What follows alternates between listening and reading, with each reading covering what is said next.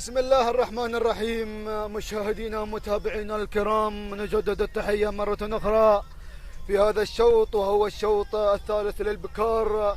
ننطلق مع مقدمة الشوط ومع أيضا شعار. أيضا هناك حمد بن عيسى بالكويد المنصوري الذي أيضا يتفوق في هذا الصباح ب3 نقاط.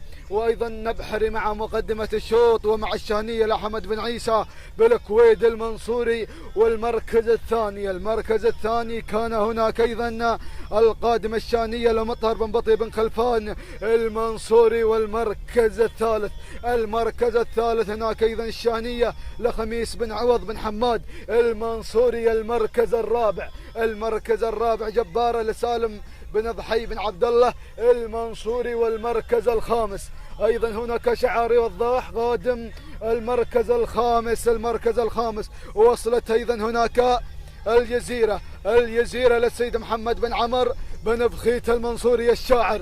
الله، ولكن نعود إلى المقدمة بالكويت. يا بالكويت هنا أيضا الشهنية مع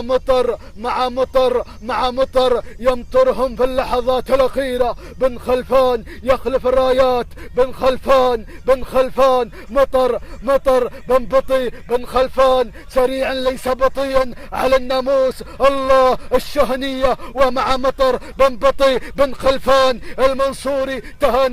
تهانينا والناموس على فوز الشهنية بالمركز الأول. المركز الثاني كان من نصيب الشهنية لحمد بالكويد المنصوري. المركز الثالث كان من نصيب جبارة لسالم بن ضحي المنصوري.